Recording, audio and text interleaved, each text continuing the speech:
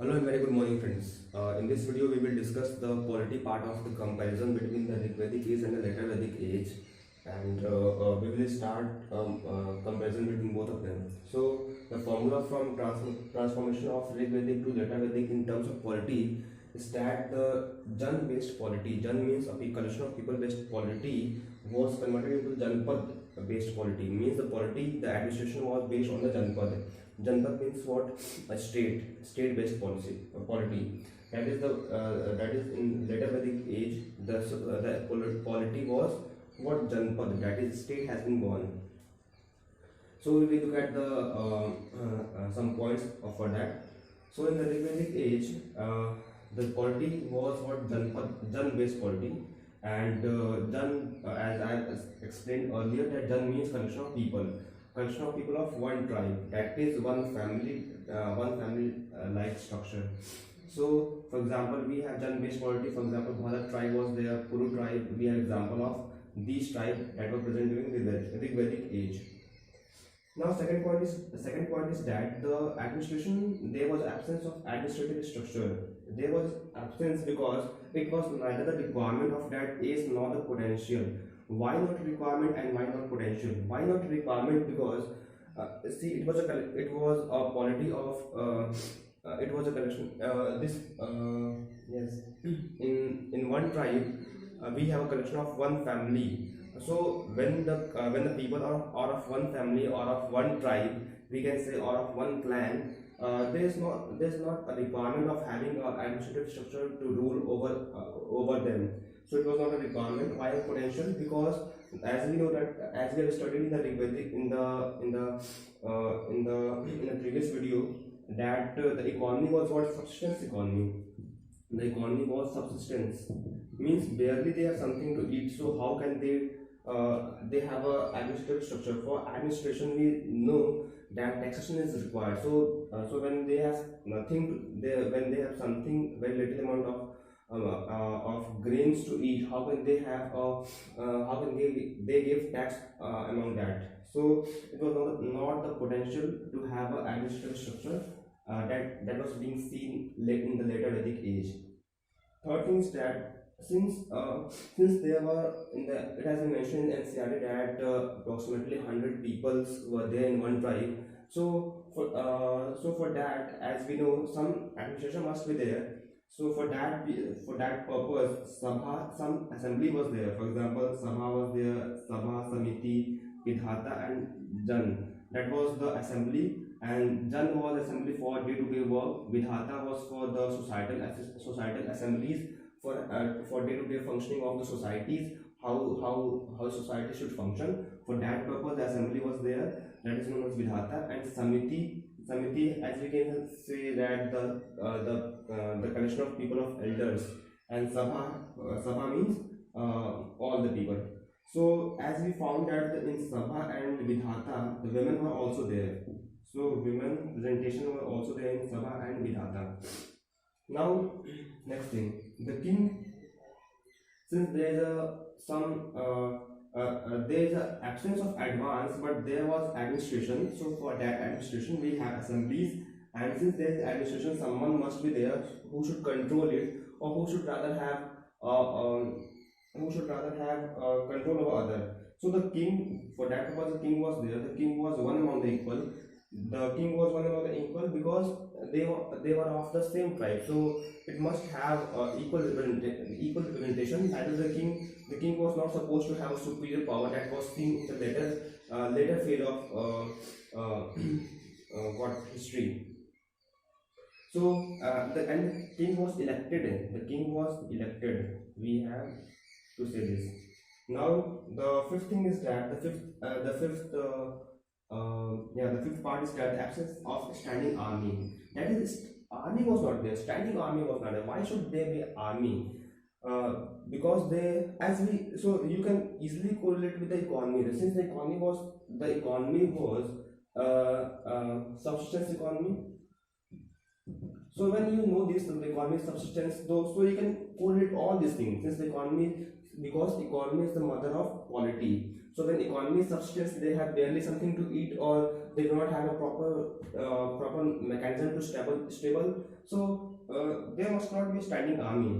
So we understand this, understand that army is not there. The next important thing is that some important officers were there. For example, Rajan was there. Rajan means the king, the Purohit for the ceremonial purpose.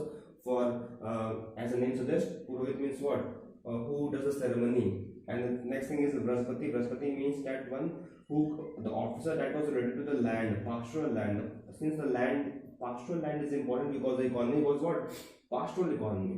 That is pastoral. Pastoral means what? Moving from one place to another in search of food. So for that purpose, the land was important. So there was an officer to control, to check over the illegal occupation of the land. That is known as, so for that purpose, Brahaspati was there. For Brahaspati was there. Now next thing. In the later Vedic age, we find that the polity has changed from the Jana-based polity to Janapat-based polity as we have discussed. And why this has changed, as we have discussed in the earlier video also, that the change, everything is related to the Iron Age. The discovery of iron in 1000 BC. Since this iron has changed everything. As we have discussed, the iron has led to change of economy. When economy change, the polity will always change. The polity is bound to change when economy is changed. For example, we can correlate with the present example. After 1991 reform in India, when our economy was closed, when after 1991 reform, the economy became open. So in that case, when the economy became open, our polity also get changed. Some dominance of capitalist class is also found in the polity of India at present time. So similarly, we can say that when the economy changes, the polity also changes. As it has been replicated, it has been seen in the later Vedic phase. The Jan-based polity was changed. Janpat means what? State. State means what? Territory. So why this is changed to the Janpat? Because now the economy in the later Vedic phase, we know that the economy was what? Agricultural economy. Agricultural economy means what? The economy agricultural economy means the economy for the economy which is based on the agricultural commodities like rice, wheat, barley, etc.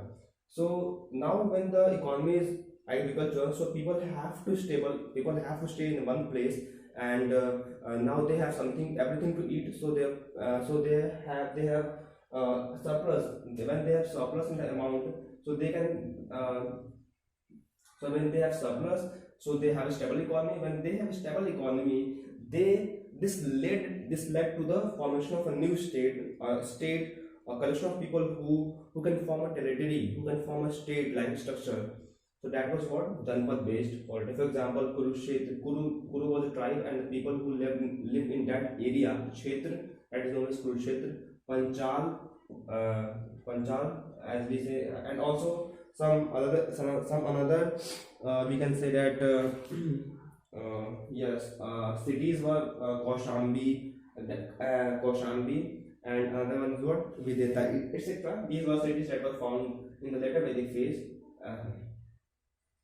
Now the status of the king was raised. Why the status of king was raised? Because the king is now the king of a territory, of a state. So when the status of the king has been raised, so he has to increase his power. How can he increase his power? He can increase his power by rituals, by performing rituals. And because of this ritual performance, the status of the Brahmins who were involved in the ceremonial purpose, who were involved in conducting the rituals, their status increased. So how the ritual are performed? For example, we know that in the Vajpayee, that is what chariot race were done.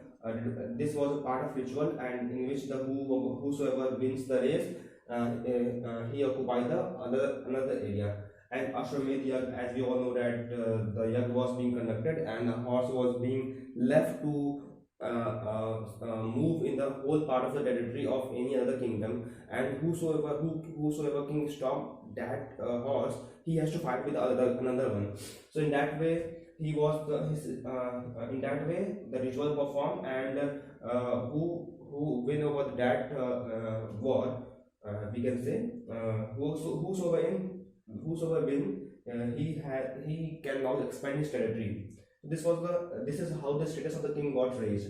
So this is a very important part. The rituals were now started, and this ritual played a very important role in increasing the status of the king. And when the status of the king raised, the king now say, I am not among the equal. Here he says that the king was one among the equal, but now the status of the king has been changed.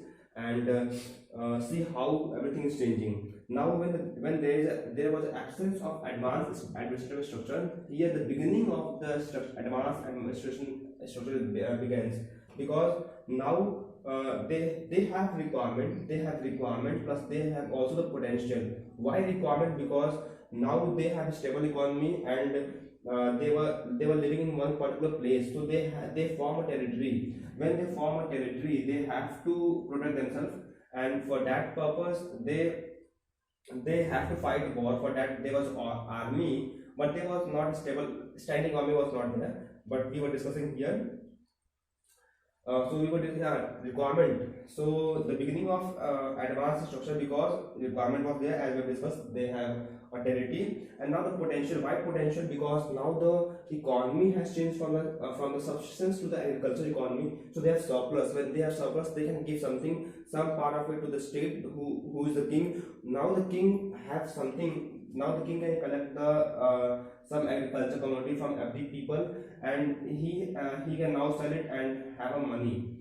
In that way, the beginning of the advanced administrative structure got increased, and this is how the potential is also there, because as we have discussed, the potential is there because of the agriculture economy, because of the stable economy.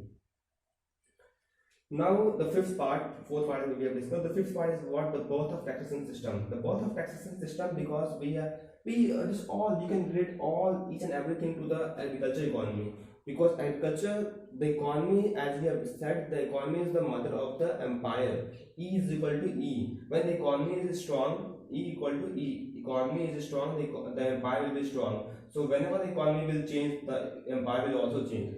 Here the change. Here we know that in the Rigvedic age the economy changes because of the iron, and when the economy changes, the empire changes. How we have discussed how the empire changes from the initial phase.